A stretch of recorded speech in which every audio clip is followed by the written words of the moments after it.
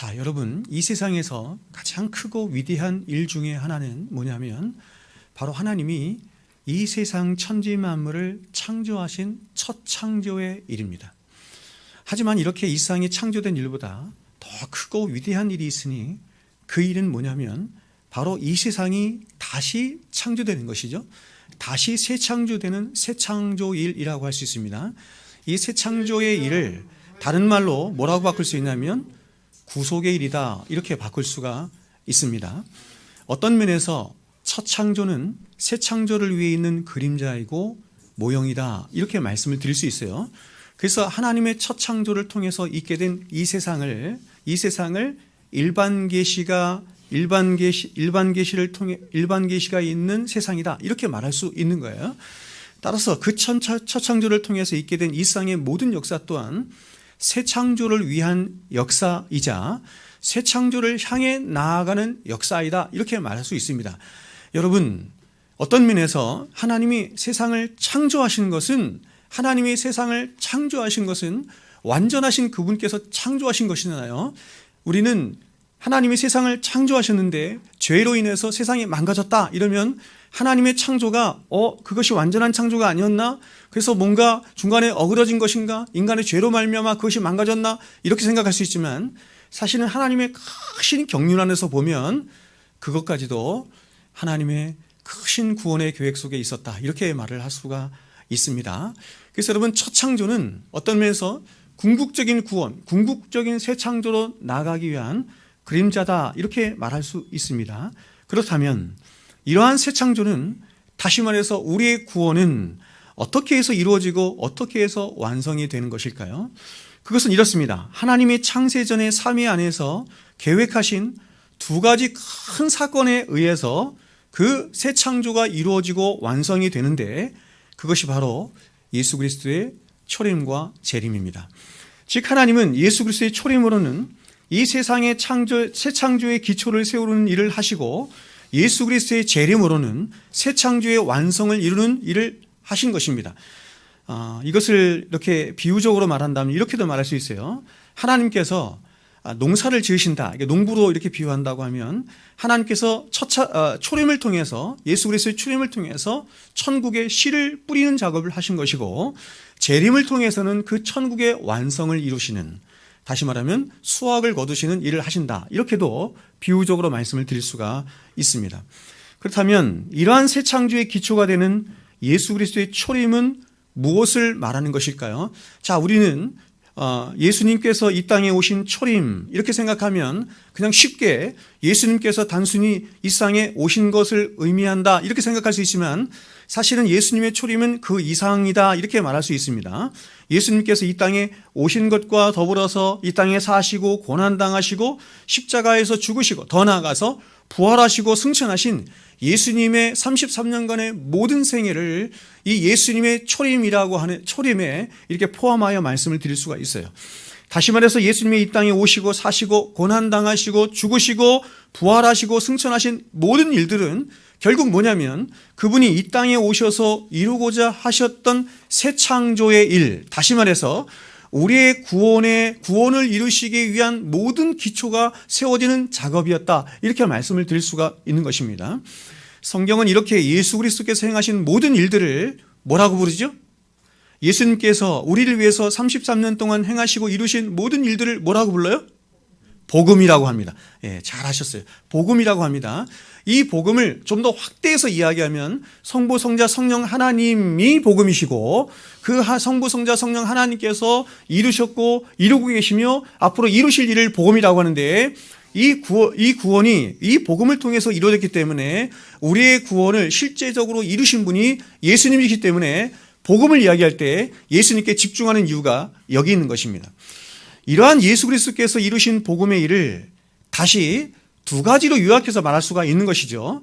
그것이 바로 오늘 성경에서 말씀하고 있는 것처럼 예수 그리스도의 죽으심과 부활하심, 이렇게 말할 수 있는 것입니다. 자, 그러니까 복음이 뭐냐 이렇게 얘기할 때 복음은 굉장히 크게도 삼위일체적 하나님의 안에서 복음을 이야기할 수도 있고, 좀 축소해서 얘기하면 예수 그리스도 안에서 이야기할 수 있는데 예수 그리스도의 전생애를 통해서 이루신 것이 복음이죠. 이것을 또 축소해서 얘기하면 두 가지로 얘기할 수 있는 거예요. 예수 그리스도의 죽으심과 예수 그리스도의 부활하심.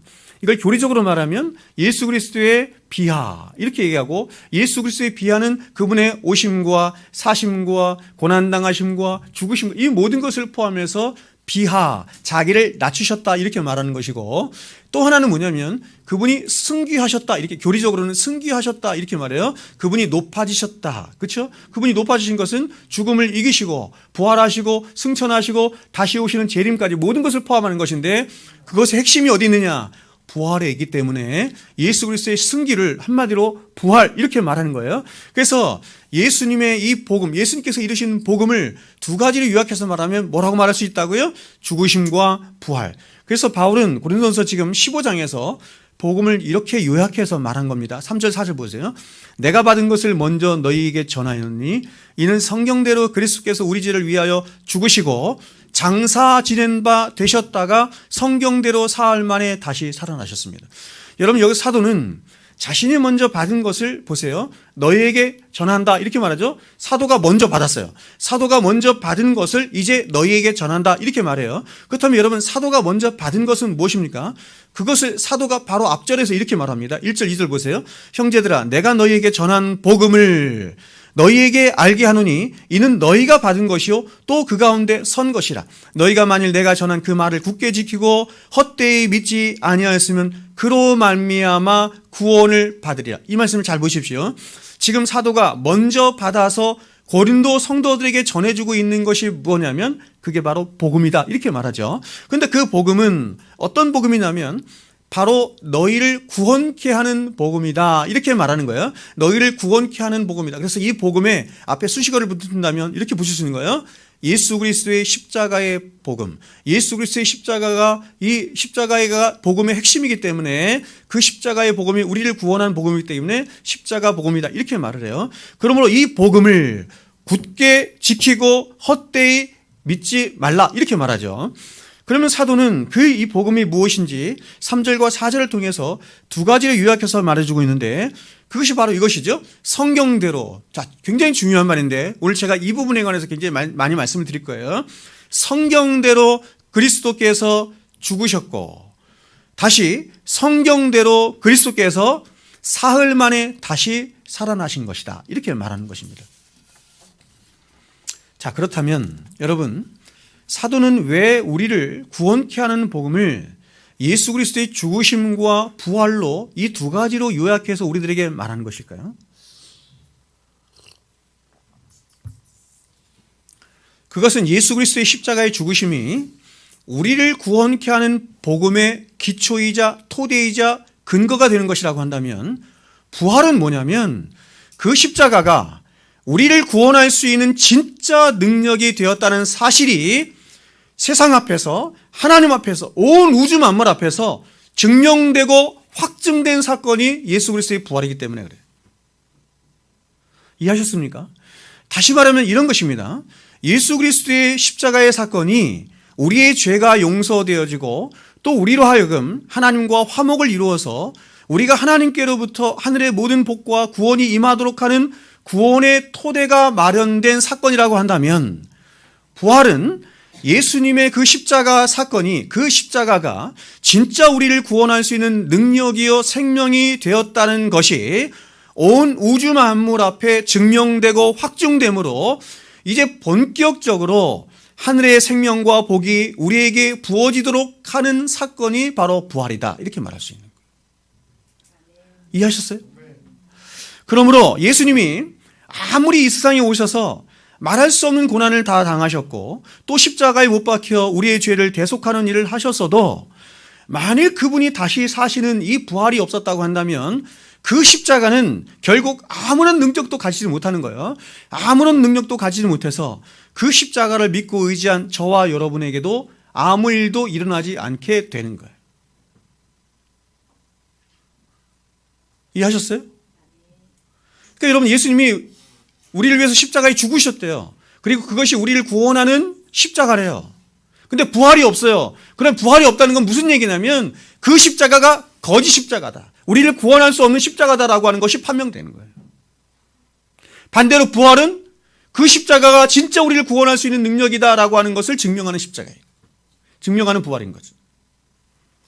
쉽게 말해서 만일 예수 그리스도의 부활이 없었다고 한다면 예수 그리스도의 십자가에서 그 죽으심은 그야말로 비참한 한 죄인의 죽음밖에는 되지 않는 것이고, 또 기독교는 그 이름은 있으나 아무런 생명력도 없고 구원할 수도 없는 그저 하나의 종교 집단이나 사기 집단으로 절대는 거예요.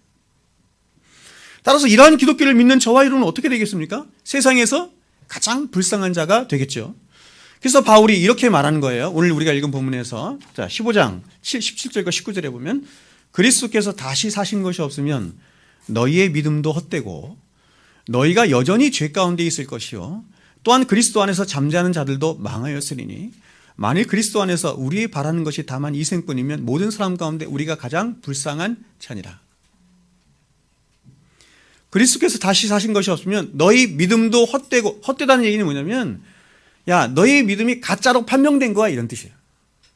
너희가 여전히 죄 가운데 있을 것이요 십자가가 죄를 속하는 것인데 십자가가 죄를 속하지 못했기 때문에 여전히 너희 죄가 너희 안에 있다 이렇게 말합니다. 그래서 어떻게 합니까? 그리스도 안에 잠자는 자들, 그리스도 안에 있다고 하는 너희들 망하였으리니. 그러므로 여러분, 예수 그리스도의 부활은 기독교의 사활을 좌우하는, 다시 말해서 기독교가 참이냐 거짓이냐, 혹은 기독교만이 정말 유일한 구원의 길이냐 혹은 그렇지 않느냐 하는 것을 결정짓는, 여러분, 우주적인 사건인 거예요.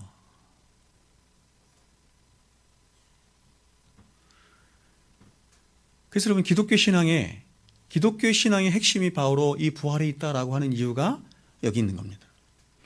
그래서 이 부활이 얼마나 중요한지, 가장 먼저는 이 부활하신 예수님이 예수님 스스로부터가 부활하시기 전부터 공생의 기간 동안에 여러 차례에 걸쳐서 이 부활이, 역사상 단 한 번도 잊지 못한 죽음을 이기는 이 부활이 반드시 있을 것이라고 하는 것을 최소한 3번에 걸쳐서 예수님께서 말씀하셨어요. 직접적으로. 또 구약 성경 전체가 이 부활에 대해서 예언을 합니다. 그렇다면 여러분, 과연 예수님은 이 부활에 대해서 어떻게 말씀하셨는지, 그리고 구약 성경은 이 부활에 대해서 어떻게 예언하고 있는지, 제가 오늘은 이 성경대로, 그렇죠? 성경대로 부활하셨습니까? 이 말씀을 중심으로 좀 말씀을 살펴보겠습니다.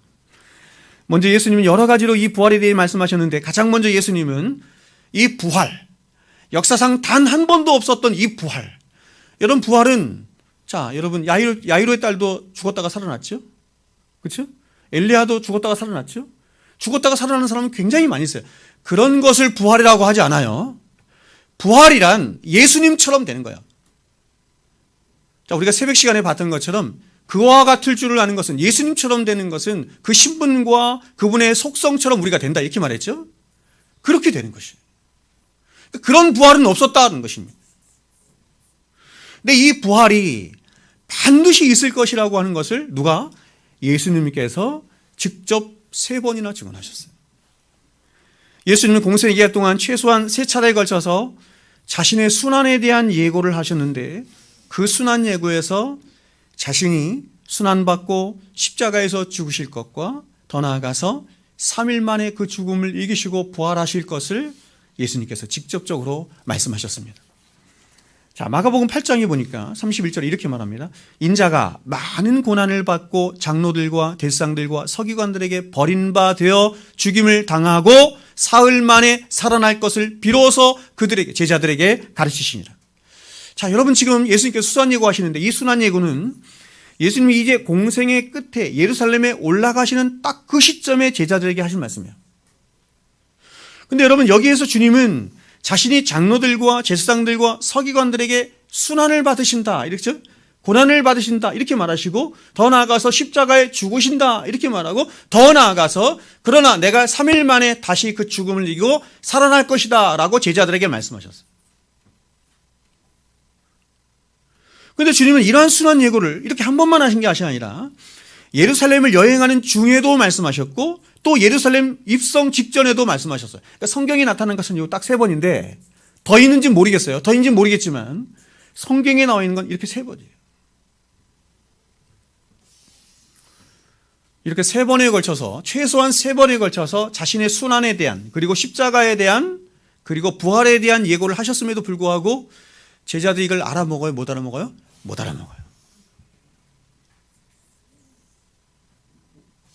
왜냐하면 제자들도 유대인들과 똑같은 사람들이었거든. 똑같이 누가 크냐 이 논쟁하면서 자기들도 예수님이 이 정치적인 메시아로 서면 한 자리 얻을 것을 생각하면서 그렇게 주님을 따라다녔기 때문에, 여러분, 우리가 이 사복음서나 이런 걸 보면서 제자들은 좀 달라, 이렇게 구분하시면 안 돼요. 제자들과 유대인들은 달라, 바리새인들과 달라, 이렇게 생각, 다 똑같아요. 하나님의 은혜로만 그들이 택함을 받았기 때문에 그들이 나중에 예수님이 죽으신 후에 정신 차린 거예요. 예수님이 부활하신 후에 성경에 뭐라고 했냐면, 예수님께서 이 순환 예고를 하신 것이 그제서야 생각이 나요. 그제서야.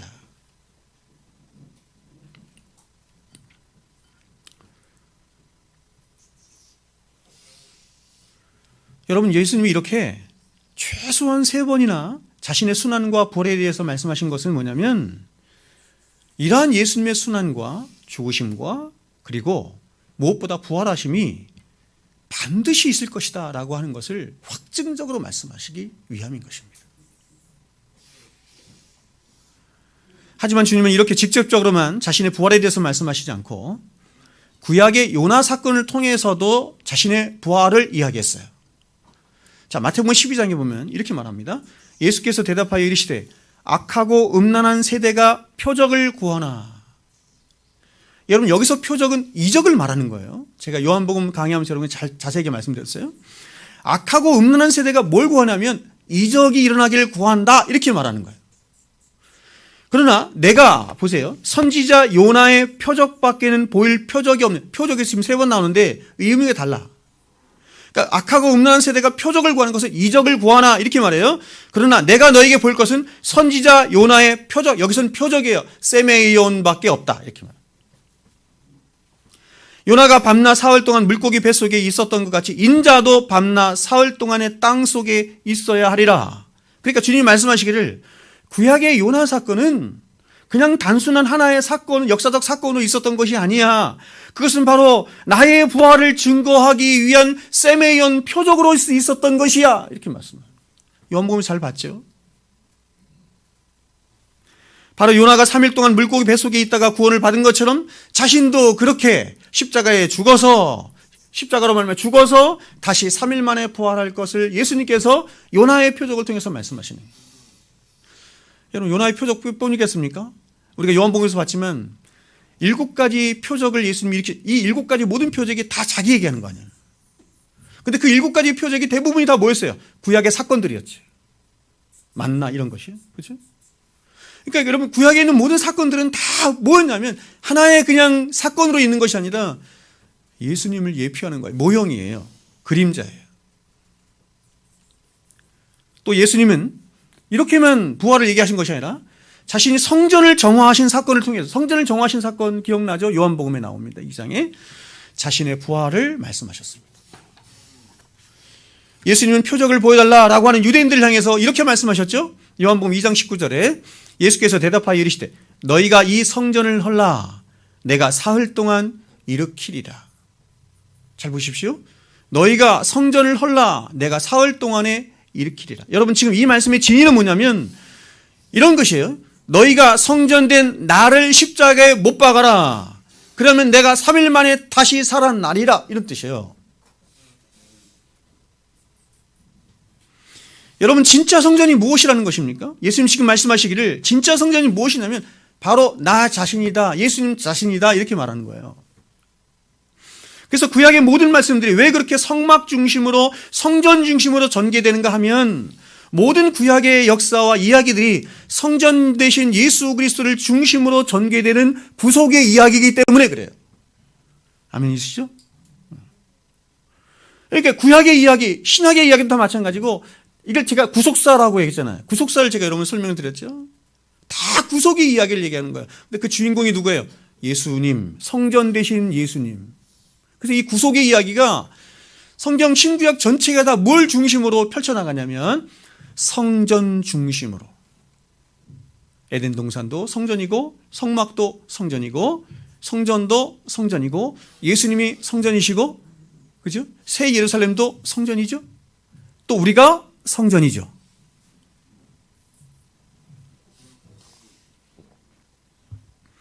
이처럼 예수님은 자신의 부활에 대해서, 그리고 그 부활이 갖는 의미들에 대해서 직접적으로 말씀하시기도 하고 구약의 그림자나 모형들로도 말씀하시고, 그리고 여러 유비들을 통해서도 말씀하셨어요.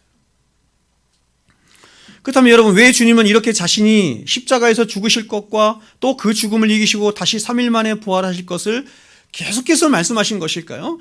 여러분, 여기서 우리가 알아야 할 것은 뭐냐면, 이러한 예수님의 증언이 예수님 스스로가 자의적으로 하신 말씀이 아니라는 것입니다. 여러분, 예수님의 부활은, 예수님이 부활하실 것은 언제 정해졌냐면 이미 창세전에 정해진 거예요. 이미 창세전에 정해져 있었던 것이고, 그래서 하나님은 구약 성경을 통해서 이런 부활을 예언하여 주신 것이고, 그래서 주님은 당신이 그러한 구약의 예언을 따라서 십자가에서 죽으시고 다시 부활하실 것을 말씀하신 거예요. 죽으실 것과 부활하실 것뿐만 아니라 예수님이 이 땅에 어떻게 오시고 어떻게 사시고 어떻게 고난당하시고 예루살렘 입성하실 때 뭘 타고 입성하실 것이며, 이런 모든 행적 하나하나까지 다 구약에 예언되어 있죠. 왜 예언되어 있다고요? 이미 창세전에 하나님께서 작정하셨기 때문에, 예정하셨기 때문에. 그래서 이러한 예수님의 부활뿐만 아니라 예수님이 이 땅에 오시고 사시고 죽으시는 그분의 모든 이 땅에서의 삶과 행동들이 다 결국 구약의 예언을 따라 이루어질 것이기 때문에 신약성경, 특별히 사복음서를 보면 예수님의 행적 하나하나를 이렇게 추적하여 말씀할 때마다 계속해서 반복되는 성경 구절이 뭐예요? 성경대로, 성경대로, 혹은 성경을 이루기 위하여 라고 말한 이유가 여기 있는 거예요. 그러니까 여러분, 예수님은 이 땅에 오시는 그 순간부터 다시 하나님 앞에 가는 순간까지 한 번도 자의적으로 말씀하시거나, 그분이 하나님이셨는데 자의적으로 말씀하시거나 자의적으로 행동하시거나 자의적으로 어떻게 하신 적이 없어요. 뭘 따라 했어요? 예언을 따라. 구약의 예언을 따라. 여러분, 구약의 예언을 따라라는 말을 다른 말로 뭐라고 할 수 있을까요? 하나님의 말씀을 따라 순종하셨다, 이런 뜻이에요. 그럼 여러분, 제가 말씀드렸죠. 예수님께서 그렇게 하나님의 모든 말씀을 100% 순종할 수 있었던 그 원인이 뭐예요? 그분이 아버지를 사랑하셨기 때문이에요. 아버지 또한 그를 사랑하셨기 때문이에요. 우리의 신앙도 마찬가지예요. 똑같아요. 우리의 신앙도 우리가 어떻게 순종할 수 있느냐? 우리가 하나님을 사랑할 때 그럴 수 있는 거예요.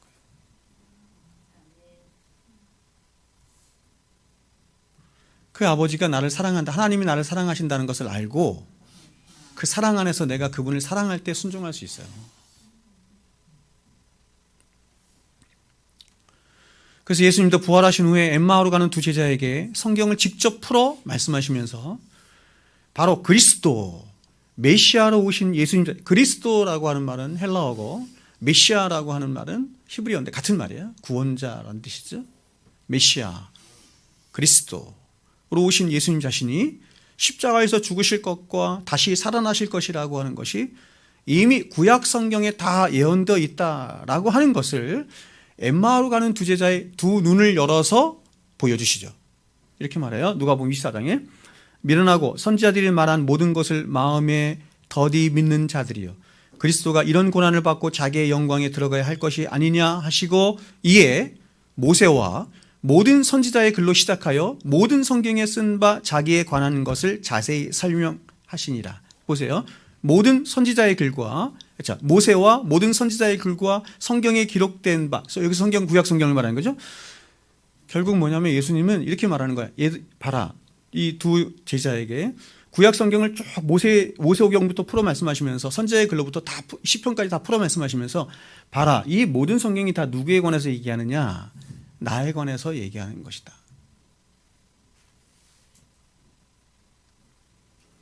자, 그렇다면 구약의 모든 말씀들이 다 예수님에 관해서, 특별히 예수님의 부활에, 올 부활절이니까 부활에 관해서 말씀하는 것이라고 한다면 어떤 부분이 그러한지 제가 몇 구절만 좀 같이 한번 보겠습니다. 가장 먼저 예수님 스스로가 밝히신 대로 요나 사건 자체가 예수님의 부활을 예표하며 예언하고 있는 모형이에요. 그러니까 여러분이 요나서를 읽으면서 요나서에서 뭘 봐야 돼요? 예수 그리스도의 복음을 봐야 되는 거예요.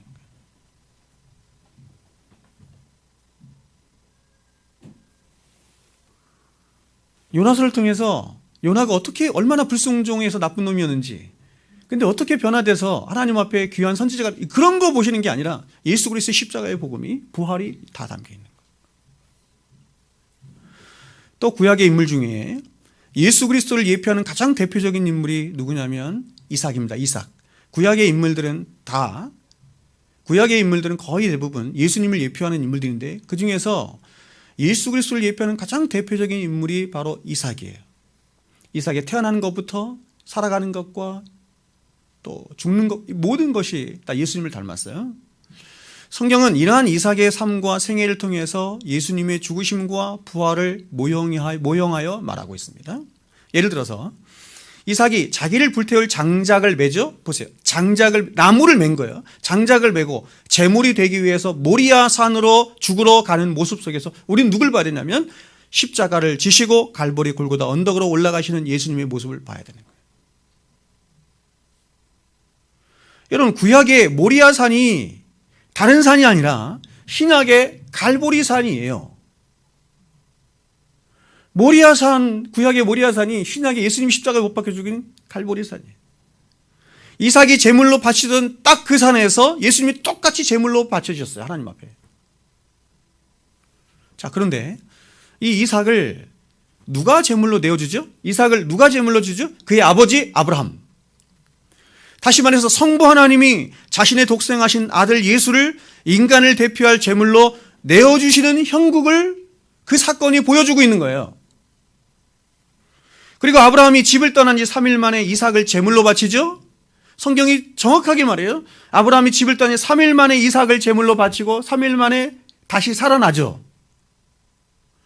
바로 3일 만에 예수님이 다시 살아나실 것이라고 하는 것을 그 사건을 통해서 또 말씀하는 거예요. 그래서 이삭이 다시 살아날 것을 확신한 아브라함이 사환에게 이렇게 말을 해요. 창세기 22장에 이 아브라함이 종들에게 이르되 너희는 나귀와 함께 여기 있으라. 내가 아이와 함께 저기 가서 예배하고 우리가 너희에게로 돌아오리라.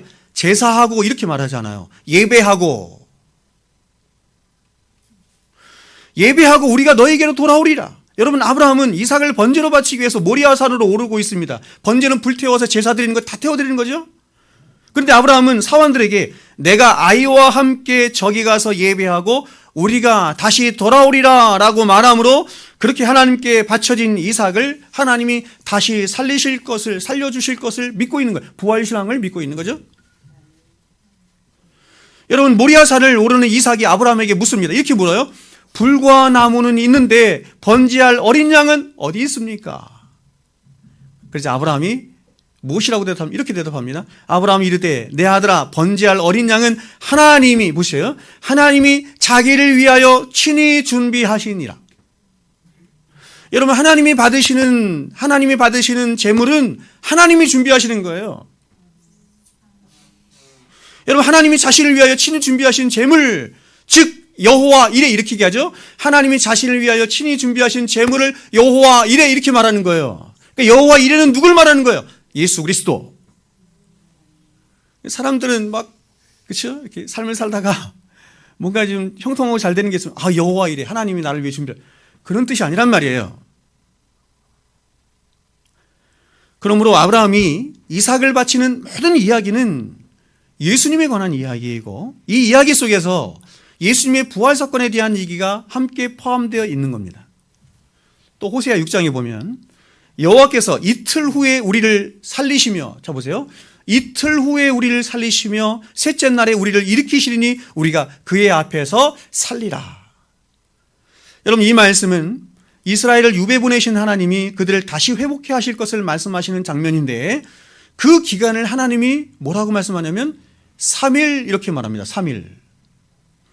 그러니까 여러분, 유배는 죽음을 의미하는 것이고 해방은 다시 사는 부활을 의미하는 것인데, 그렇게 유배되어 있는 기간, 즉 죄로 인해 죽어 있는 기간이 이틀인 것이고, 하나님은 바로 다음 날 3일째 되는 날이 이스라엘을 다시 살리실 것을 말씀하죠.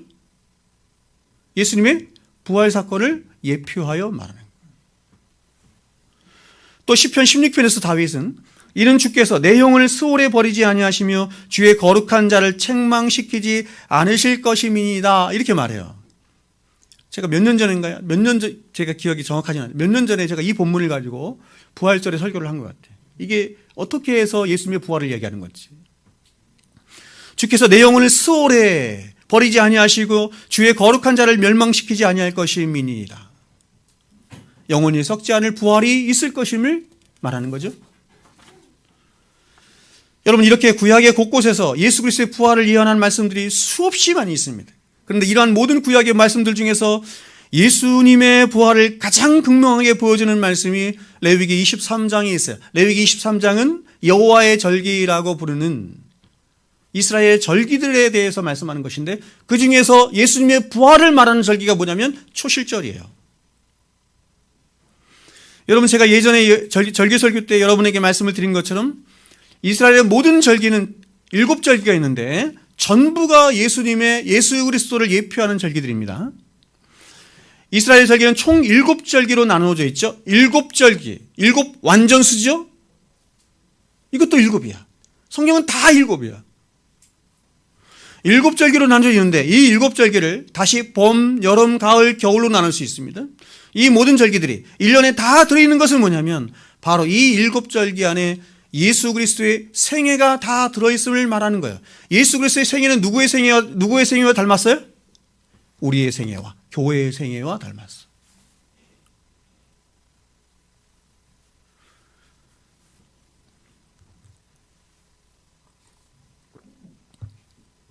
여러분, 예수님을 믿으면서 절대로 잊지 말아야 할 한 가지 사실이 뭐냐면 예수님의 삶과 여러분의 삶을 분리시키면 안 된다는 거예요. 예수님이 우리를 위해서 대신 죽으셨기 때문에, 예수님이 대신 고난 받으셨기 때문에 이제 나는 좋은 것만 있으면 돼, 복만 그거는 기독교가 아니에요.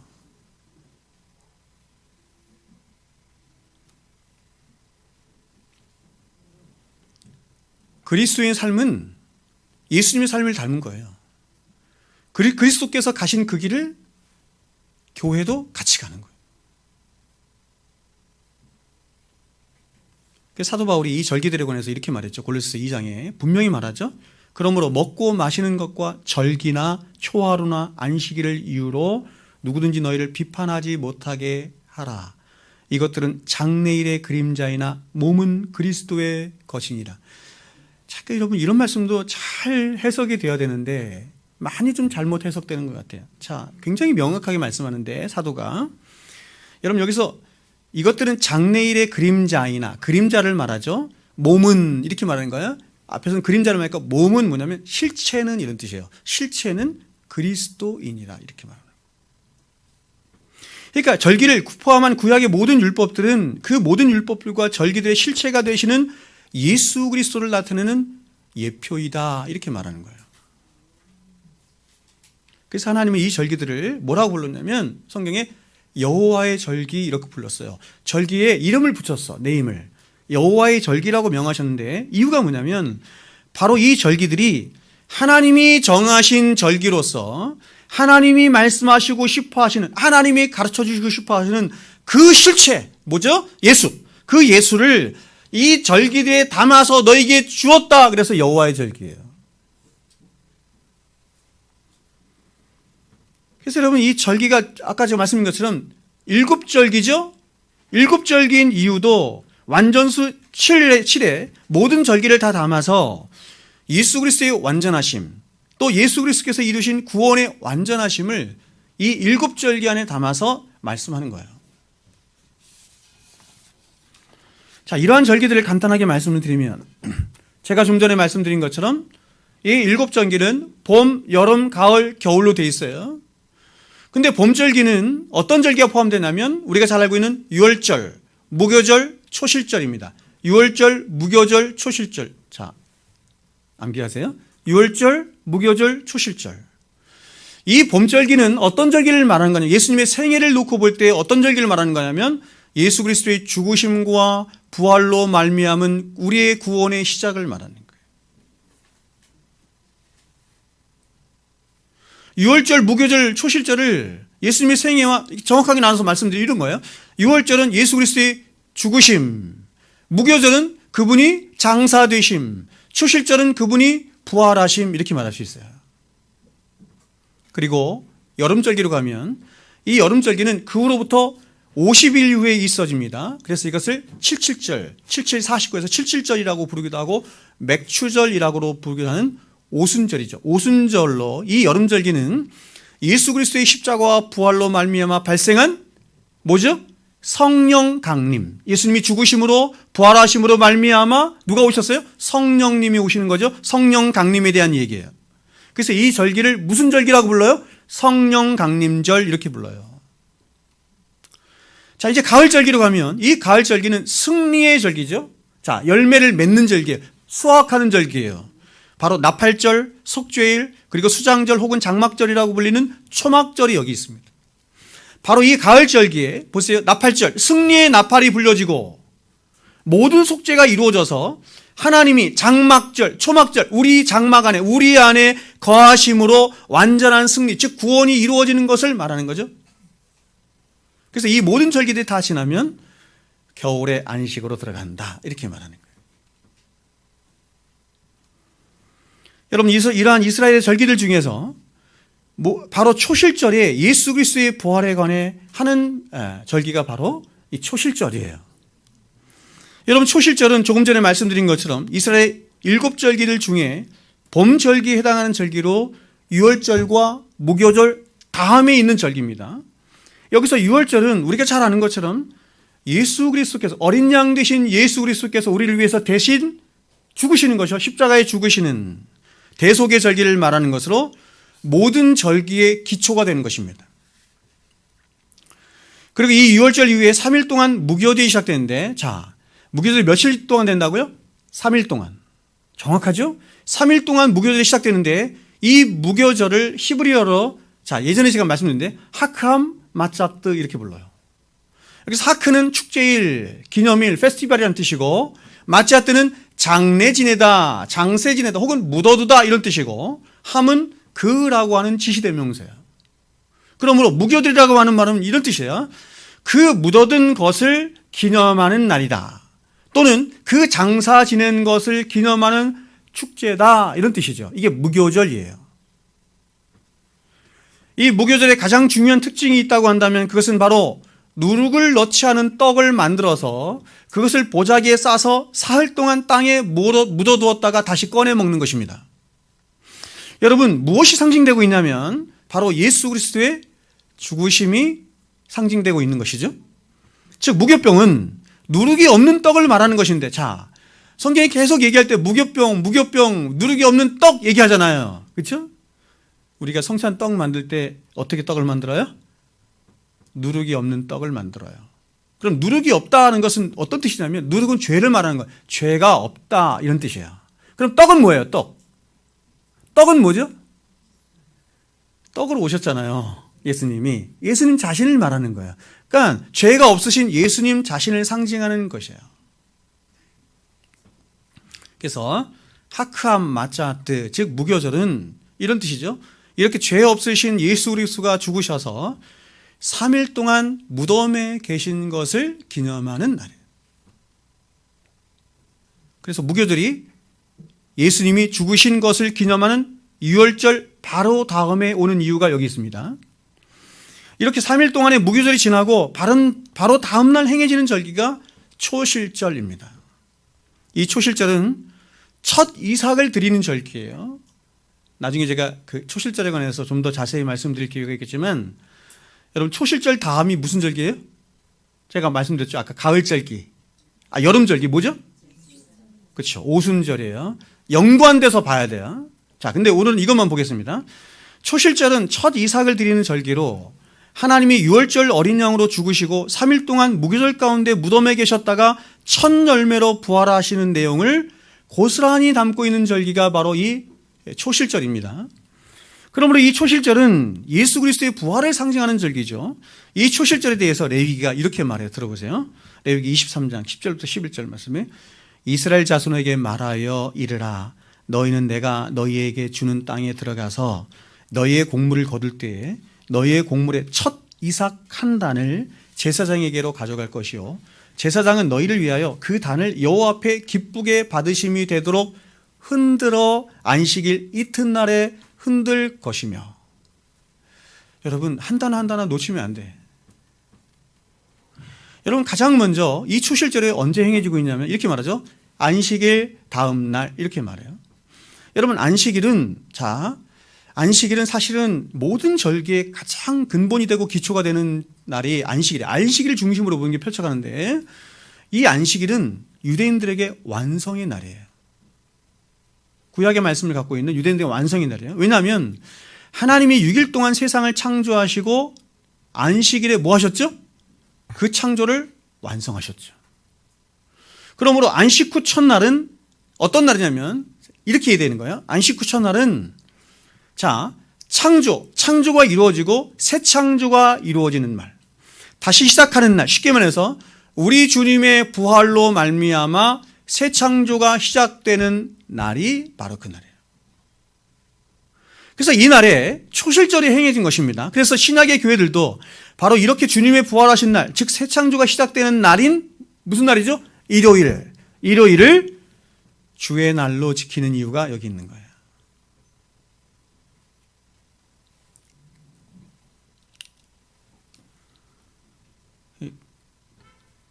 안식교죠, 그죠? 안식교는 지금도 토요일 날 안식일을 지키죠. 그 사람들이 그렇게 주장하는 가장 중요한 이유가 뭐냐면 구약에 보면 이는 영원히 너희가 대대로 지킬 규례니라 그 말씀을 계속 지켜. 그리고 왜 영원히 지켜야 할 그 규례니라라고 하는 말씀이 그것만 있는 게 아니라 굉장히 많거든요. 신구약을 함께 보지 않아서 그러는 거죠. 이 초실절에 가장 중요한 특징이 있는데 그것은 바로 첫 이삭 한 단을 하나님 앞에 잘 보세요. 흔들어 어떻게 흔들냐면 이렇게 앞뒤로 이렇게 흔드는 거예요. 앞뒤로 흔들어서 제물로 드리는 것입니다. 여러분 여기서 흔들다로 번역된 루프는 자고 있는 것을 깨운다 혹은 들어올린다 하는 뜻이에요. 바로 3일 동안 무덤 속에 계신 예수님을 하나님이 깨우셔서 하나님 나라로 들어올리신다 이런 뜻이죠. 바로 부활의 의미가 여기 담겨 있는 거죠. 그리고 여기서 첫 이삭을 드리도록 한 것은 바로 예수 그리스도께서 부활의 첫 열매가 되셨기 때문이죠. 사도가 그래서 예수 그리스도의 부활을 뭐라고 했어요? 첫 열매 이렇게 말한 거예요. 고린도서 15장 20절입니다. 그러나 이제 그리스도께서 죽은 자 가운데서 다시 살아나사 잠자는 자들의 첫 열매가 되셨도다. 누구의? 잠자는 자들이라고 표현하죠. 잠자는 자들의 첫 열매가 되셨도다. 그런데 여러분 이 초실절에 드리는 이 첫 이삭은 첫 열매이면서도 또한 어떻게 드리냐면 한 단으로 묶어서 드리죠. 다시 말해 구원받은 거룩한 무리들인 교회가 예수 그리스도와 함께 첫 열매가 되신 예수 그리스도와 함께 하나로 묶여서 하나님께 드려진다라고 하는 뭐가 담겨 있어요? 연합의 교리가 담겨 있는 것입니다.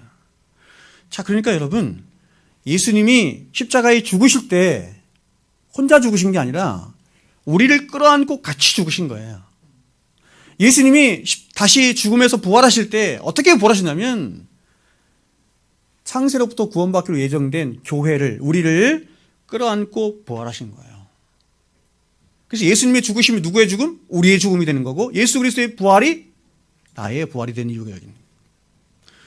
그러므로 여러분 예수님의 부활은 그분 한 번만의 부활로 끝나는 것이 아니에요.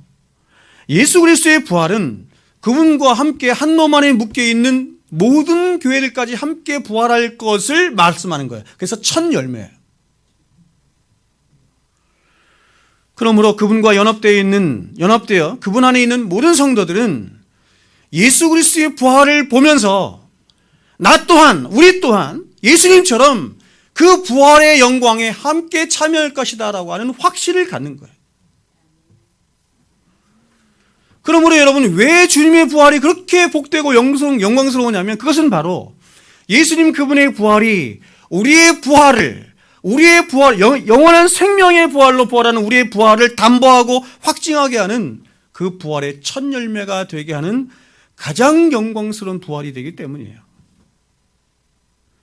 여러분, 우리가 살아가는 이 세상은 모든 것이 불안하고 불완전한 세상이에요. 온갖 불법과 불의가 난무하고 전쟁과 위험과 각종 전염병이 창궐하고 죽음이 창궐해. 언제 죽을지 몰라요. 그래서 우리가 살아가는 이 세상을 성경이 하나님께 심판을 받아서 장차 망하게 할 도성이다. 그래서 장망성 이렇게 말한 거예요. 여러분, 우리가 살아가는 이 세상이 장망성이라는 거 아세요? 더 나아가서 우리가 살아가는 이 세상이 우리가 그토록 사랑한다고 하는 예수를 십자가에 못 박아 죽인 세상이라는 것 아세요? 제가 새벽에도 말씀드렸죠. 악의 세 축이 있다 그랬어요. 세 축. 첫 번째가 뭐냐면 내 안에 있는 죄, 두 번째 세상, 세 번째가 마귀예요. 악의 세 축 중에 하나가 세상이에요. 근데 그리스도인이 세상을 사랑하면 되겠어요? 안 되겠어요? 안 되죠. 원수예요. 그래서 갈라디아서 말한 것처럼 세상이 나에 대하여 십자가에 못 박히고 나도 세상에 대하여 그리하리라. 십자가에 못 박혔다. 이렇게 말한 이유가 여기 있는 거예요. 그래서 우리가 예수를 믿으면, 진실로 믿고 그분을 따라가면 누가 가장 먼저 알아보냐면 세상이 알아봐요. 세상이. 목사님, 왜 예수 믿는 게 이렇게 힘듭니까? 가정에서, 직장에서, 어디에서나 왜 이렇게 예수 믿는 게 힘듭니까? 나를 괴롭히고 나를 힘들게 하는 사람들이 너무나 많습니다. 여러분이 하나님의 자녀라는 증거예요. 하나님의 자녀라는 증거예요. 오늘날 교회에 있는 많은 사람들은 평안하여 든든히 서가는 교회를 꿈꿉니다. 근데 성경은 지상에 있는 교회를 밀리턴트 처치 이렇게 불러요. 전투하는 교회다 이렇게 불러요. 늘 세상으로부터 마귀로부터 공격당하고 위협당하며 시험당하는, 그래서 언제든지 얼마든지 많은 위협 앞에 설 수밖에 없는 것이 교회이고 성도들의 삶이에요. 그래서 평안하여 든든히 서가는 교회를 꿈꾸는 것 자체가 그게 바른 신앙이 아닌 거예요.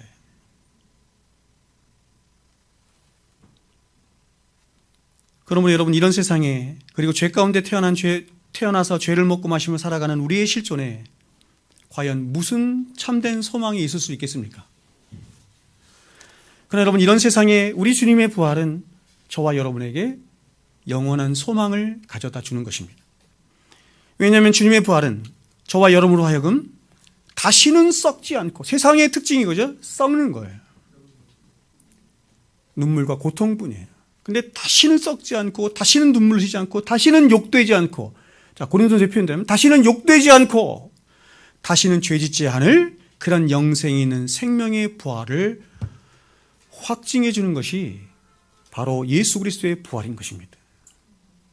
그러나 여러분, 기독교가 말하는 부활신앙은 이렇게 우리가 마지막 날에 호련히 예수님처럼 변화되는 것에만 머무르게 하지 않고, 우리가 이 세상을 살아가는 동안에도 여전히 지금도 살아계셔서 우리의 부활이 되시고 생명이 되신 그 주님과 실제적으로 사귀도록 하고 교통하도록 해서 그분으로부터 실제적인 모든 생명과 경건에 속한 모든 것들을 받아 누리며 살도록 하는 그 부활신앙을 갖도록 하는 것이에요. 이게 부활신앙이에요. 제가 지난주 새벽 시간에도 말씀드렸지만, 오늘날 자유주의 신학을 가진 사람들이 기독교 신앙을 다 여러분 관념적으로 바꿔놨습니다. 관념적으로. 그러나 여러분, 기독교 신앙은 관념이 아니에요. 기독교 신앙은 아주 실제적인 것입니다. 그분이 우리 하나님이 되시고 우리 아버지가 되실 뿐만 아니라 실제적으로 우리가 살아가는 이 삶 속에서 관계하시고 우리와 교통하시고 우리로 하여금 그렇게 믿음 가운데 살도록 끊임없이 사람 막대기와 인생 채찍으로 우리를 지도하시고 인도하시는 분. 예. 그래서 코람데오 이렇게 얘기하죠. 하나님 앞에서. 여러분, 하나님은 저와 여러분을 위해 당신의 독생하신 아들을 십자가에서 죽으셨습니다. 그리고 3일 만에 다시 살리셨습니다. 그 이유가 뭘까요? 왜 하나님이 당신의 독생하신 아들을 십자가에 죽으시고 3일 만에 살리셨을까요? 사도 베드로는 오순절 성령 강림의 때에 그 가운데 모인 수많은 사람들을 향해서 구약의 여러 말씀들을 인용해서 예수님의 죽으심과 부활하심과 그리고 그분의 승기를 말하면서 하나님이 당신의 독생하신 아들에게 이렇게 하신 이유, 그분을 고난당하게 하시고 죽게 하시고 부활케 하신 그 이유를 이렇게 말하였습니다. 들어보십시오. 사도행전 2장입니다. 그런즉 이스라엘 온 집은 확실히 알지니. 앞에는 그 얘기를 한 거예요. 하나님이 예수님을 고난당하게 하시고 십자가에 죽게 하시고 부활케 하신 것을 말한 거예요. 그런즉 이스라엘은 온 집은 확실히 알지니. 그것을 알지니 너희가 십자가에 못 박은 이 예수를 하나님이 왜 그렇게 하셨냐면 주와 그리스도가 되게 하시기 위함이다.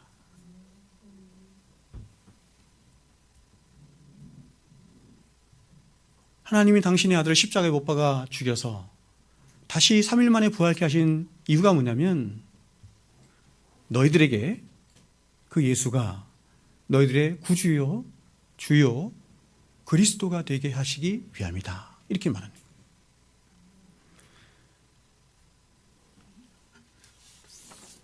그러므로 여러분, 기독교가 말하는 부활신앙의 목표하는 가장 궁극적인 목표는 바로 지금도 저와 여러분의 구주시요 그리스도로 살아계셔서 하늘 보좌에서 저와 여러분을 위해 중보하시며 결국 영생이 있는 새하늘과 새 땅으로 인도하실 그 살아계신 예수 그리스도와 실제적으로 사귀고 교통하며 함께 살아가도록 할 뿐만 아니라 종국엔 그 예수 그리스도의 영광스러운 부활에 참여하도록 하기 위함인 것입니다.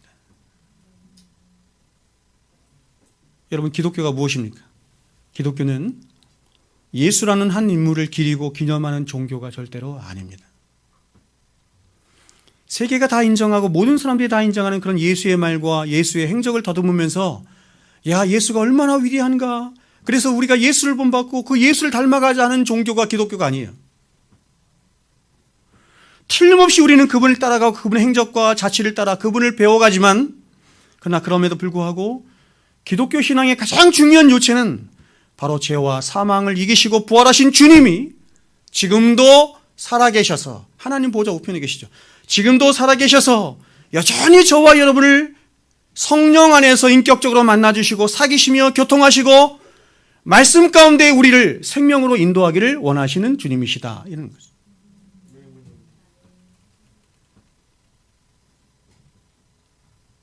그래서 머리로만 관념적으로만 있는 것은 믿는 게 아니에요.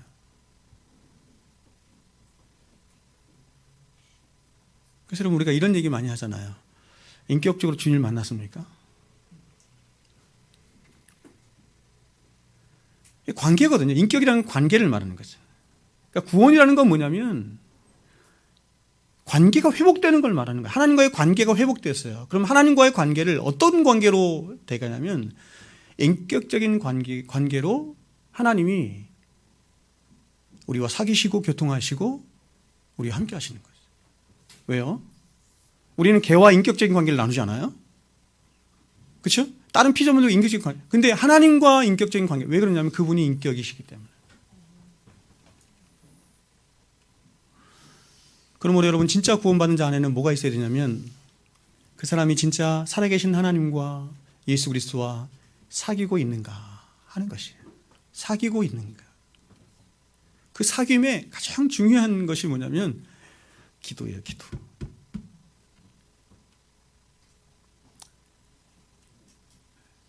물론 여러분, 다른 많은 것도 말할 수 있겠지만 예수 그리스도와 사귐의 가장 중요한 표지가 뭐냐면 기도예요. 그래서 여러분, 하나님이 당신의 독생하신 아들을 십자가에 죽이셔서, 그렇죠? 죽이셔서 부활케 하셔서 그 피로 우리를 다 닦으시고 깨끗하게 하셔서 그렇게 거룩하게 된 저와 여러분을 향해서 가장 기대하시는 바가 뭐냐면 구원의 목적이 거기이기 때문에 골방에서 우리를 만나시기를 원하시는 거예요. 얼마나 여러분 골방에서 우리를 만나시길 원하시는지 기도를 이렇게 말씀하셨죠. 너희는 기도할 때에 내 골방에 들어가. 그렇죠? 골방에 들어가. 더 기가 막힙니다. 문을 닫고 은밀한 중에 계신 내 아버지께 기도하라. 은밀한 중에 계신 내 아버지께서 갚아 주시리라. 여러분, 이 하나님의 이 마음이 여러분 좀 이렇게 이해가 되십니까? 여러분을 향한, 여러분을 얼마나 개별적으로 인격적으로 특별하게 만나고 사귀고 교통하기를 원하시는 그 하나님이신지 그 마음이 이해가 되십니까? 헤아려지십니까?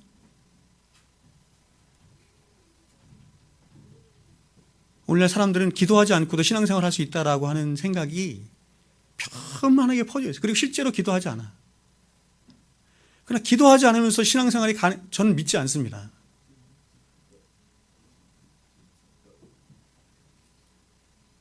기도해야 합니다. 어떤 기도해야 되냐면 식기도 이런 거 말고 골방 기도 하셔야 돼요. 골방 기도.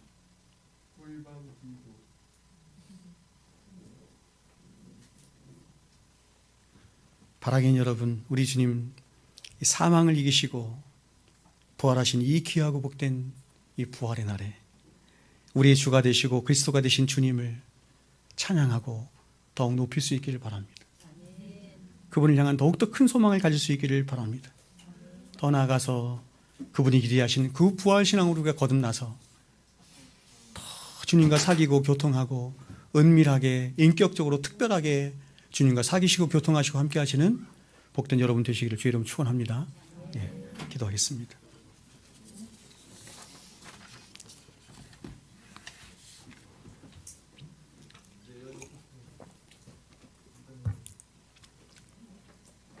부활이신 주님을 찬양합니다. 부활이신 주님을 주님께 영광을 돌리옵나이다. 주님, 이 시간에 이제 여기에 모인 하나님의 사랑하는 백성들, 주의 성도들이 함께 부활이신 주님을 높이고 찬양하기를 원하옵나이다. 이 시간 우리가 함께 모여 찬양할 때 하나님께서 우리의 찬양을 받으시고 영광을 받아 주시옵소서. 부활의 영광을 우리의 마음과 중심을 다 담아서 찬양하고 이 시간 기리는 귀한 시간 되게 하여 주시옵소서. 예수님의 이름으로 기도하옵나이다. 아멘.